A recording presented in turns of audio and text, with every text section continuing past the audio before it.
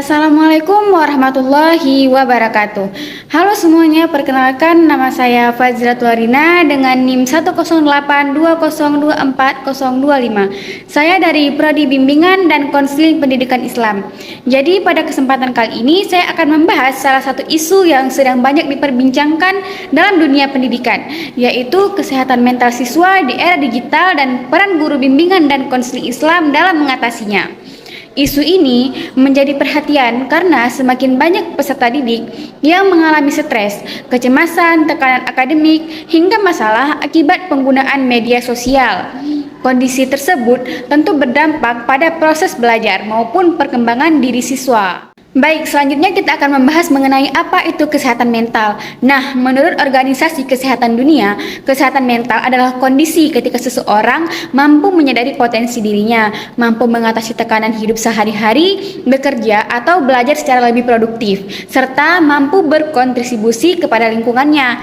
Artinya, kesehatan mental bukan hanya tidak berarti mengalami gangguan mental, tetapi juga mampu berpikir, mengendalikan emosi, dan berinteraksi dengan orang lain secara sehat.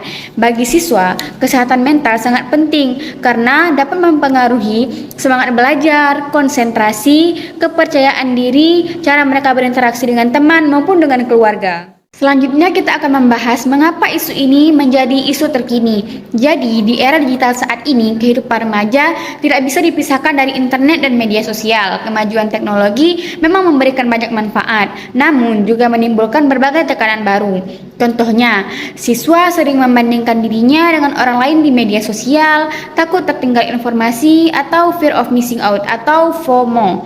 Kecanduan gadget, cyberbullying, tekanan untuk selalu tampil sempurna, kecemasan terhadap nilai dan prestasi akademik.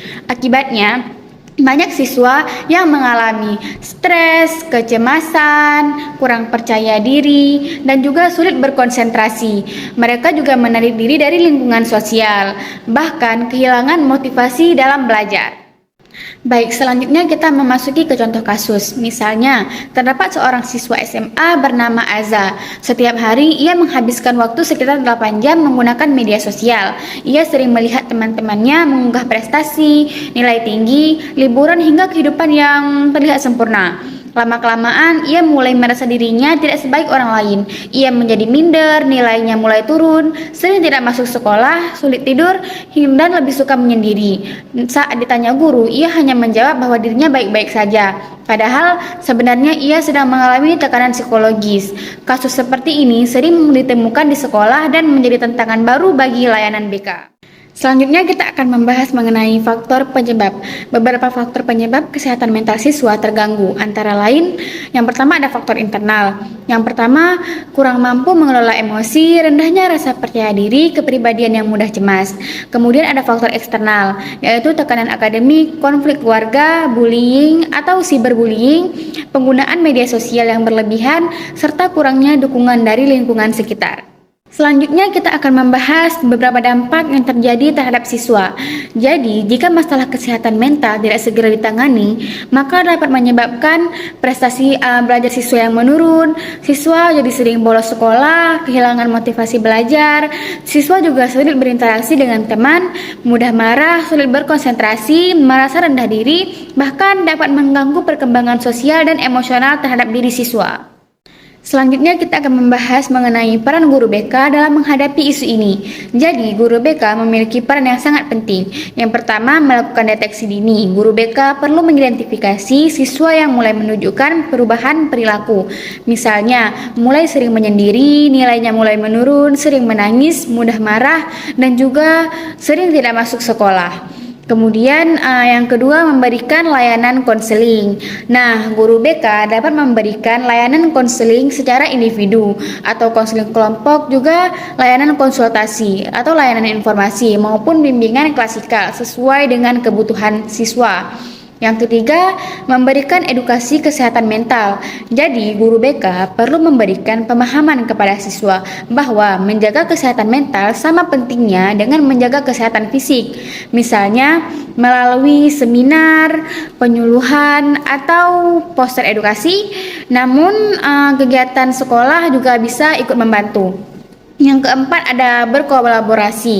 Guru BK tidak bisa bekerja sendiri, perlu bekerja dengan orang lain seperti wali kelas, guru mata pelajaran, kepala sekolah, orang tua, bahkan tenaga profesional jika diperlukan. Kolaborasi ini penting agar penanganan siswa lebih dapat dilakukan secara menyeluruh. Nah, sekarang kita mulai sampai pada tahap memberi solusi.